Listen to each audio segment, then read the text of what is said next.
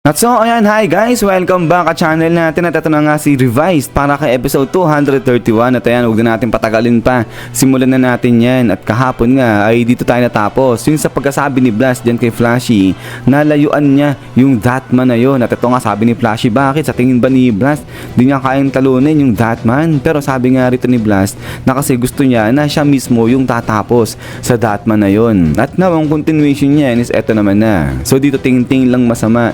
Ito si Flashy dyan kay Blast, sabay ito parang aalis na si Flashy Flash, pero sabi niya nga dyan kay Blast, sige, bahala itong si Blast sa sarili niya kung ano yung gusto niyang gawin. At eto, kaya lang naman daw pumunta dyan itong si Flashy kasi gusto niyang i-confirm kung sino yung nagmamanipula dun sa Ninja Village. At eto nga ngayon, tuloy dito ni Flashy kasi gusto niya lang maayos yung kanyang past, yung malaman nga ba yung katotohanan niyan para magkaroon na rin siya ng kapayapaan, ganyan. Pero yun nga sabi nga rito ni Flashy na ngayong wala na-destroy na yung Ninja Village ay wala na siyang pakialam kung ano pa yung next na mangyayari nga doon. At eto nga ngayon ay medyo tingin-tingin lang ito si Blast kay Flashy at sa loob-loob niya nasa tingin niya ay may pakialam pa rin ito si Flashy Flash dun nga sa Ninja Village. At eto tuloy pa ngayon ni Blast na baka talagang nagre-refuse lang, ayaw makipagtulungan ni Flashy Flash at possible niyan kasi baka na-drill daw talaga kay Flashy yung policy ng Ninja Village na kung saan dapat hindi ka nakikipagtulungan sa iba, solo player ka lang kumilos, ganyan, solo ka lang magtrabaho. At then, ito nga ngayon, sagot na. Itong si Kalbo natin, sabi niya nga dyan, kaya pala sabi niya ganyan.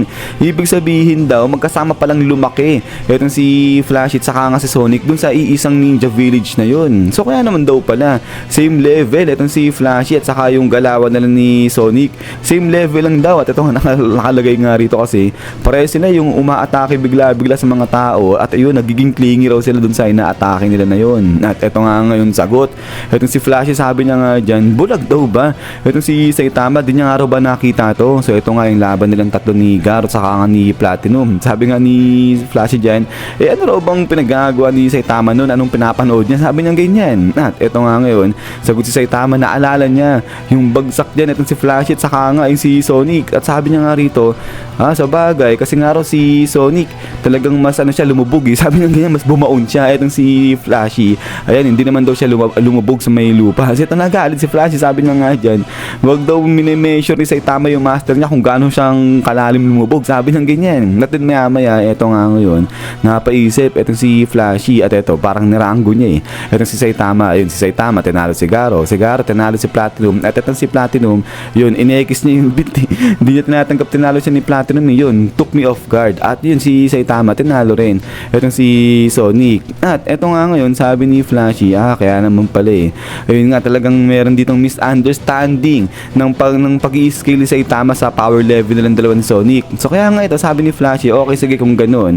Mahabang istorya daw pero sige, ikukwento niya yung relasyon nilang dalawa ni Sonic during nung time na magkasama pa sila dun sa Ninja Village. Pero yun sabi nga ni Saitama, ako kung mahaba, hindi na, pass na ako. Sabi niya ganyan. But anyways, pagkatapos nga niyan, eto nga ngayon, ay nagkwento na eto si Flashy patungkol dito sa Ninja Village. At ang sabi nga rito, na itong Ninja Village ay production site yan ng mga assassin. So nagagather sila ng mga orphans na yung edad 17 years old pababa. At tinitrain nila yung mga orphans na nga na yan over a decade. So yun, may higit sa 10 taon. At pagkatapos noon, sa kanila siniship yan sa underworld. So kakala mo mga item siniship, dinideliver sa underworld. But then, eto nga, nung 5 years old na si Flashy, benenta siya nung kanyang magulang dito sa Ninja Village. So kaya siya napunta dyan. So now ganito, kapag hindi mo natatapos yung training dyan sa loob ng Ninja Village at hindi ka binibigyan ng permiso na graduate,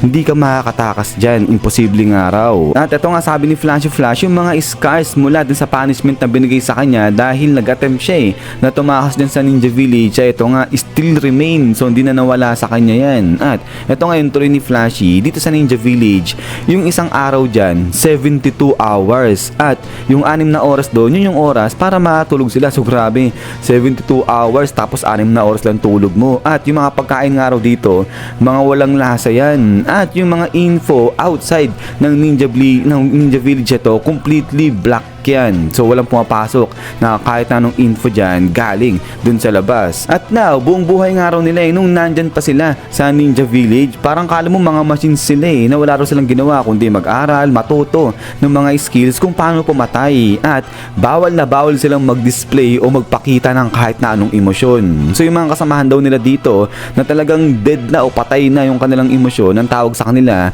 mga top performers. At ito nga tuloy dito ni Flashy Flash, it was an environment truly worthy of being called hell. So grabe, impyernong-impyerno itong Ninja Village, ibig sabihin. At ito nga ngayon ay balik na nga rito sa instructor na to. So ito yung jury nung nag-training pa sila Flashy dyan sa Ninja Village. Sabi nga nito nung instructor na to, wag daw silang matakot sa pain. At yung luha na yan, hindi rin pwede yan kasi yung luha nakakasagabal lang daw yan sa field ng vision nila. So totoo naman, kapag lumuluha ka, di ba, malabo, di ka makatingin ng maayos sa paligid mo Kaya bawal na bawal yan. So kaya ito, sabi nga ng instructor, sagot, sabi niya ganyan. At ito nga ngayon, sagot dyan.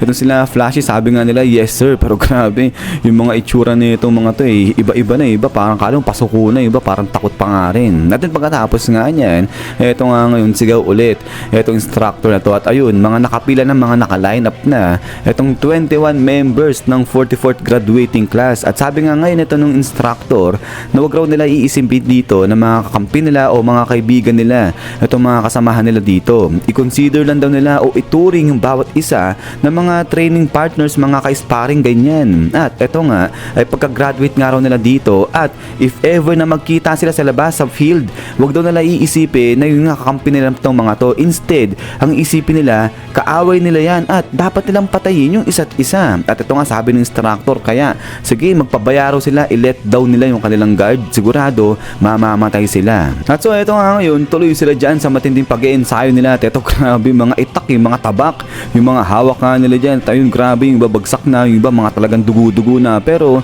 tuloy-tuloy pa rin sila dyan. But then maya-maya, eto sumigaw na etong instructor, sabi niya nga dyan, squad 1, you may take a break. So yun, so pahinga na dyan etong squad 1, habang sa kabilang banda, eto naman yung squad 2, dun sila sa may classroom instruction. At dito naman sa squad 3 saka squad 4, punta sila sa blade combat training. Habang ito lastly naman, etong squad 5, sabi nga rito ng instructor, hanggang ngayon hindi pa nila natatanggal yung kanilang emotional weakness. So kaya dahil dyan, magte-training pa ulit sila ng 3 oras pa doon naman sa may swamp. At yung ite-training naman nila, taijutsu training yung gagawin nila. At ang mangyayari dito, alternating yung mga instructors yun. So palit-palit, iba-iba yung instructor nila doon sa pagdating nila sa may swamp. At then ay pagkatapos nga niyan, yan guys, so hanggang dito lang ito sa episode 231 natin revise. So grabe, napakatindi dito talaga sa Ninja Village. Talagang kitang-kita nila, monitored nila yung bawat galawan, yung bawat training na pinapagawa sa mga squad. Tapos ayun, nakikita nila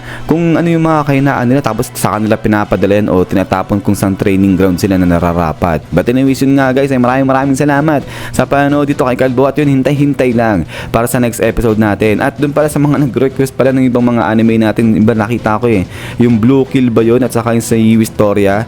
Ayun, siguro sa mga main natin magagawain kasi hindi ko talaga ako makapag-upload ng dalawa ngayon guys kasi may may pine-prepare lang kami. So yun, pasensya na. But anyways, babawi ako sa inyo siguro nga pagdating ng May, ayan, ay sana maging okay na. So yun guys, ay ulit maraming salamat sa panonood dito kay Kalbot, sa walang sampag support sa channel natin. So yun, so laging mag-ingat. God bless nyo lahat at kita-kits tayo ulit.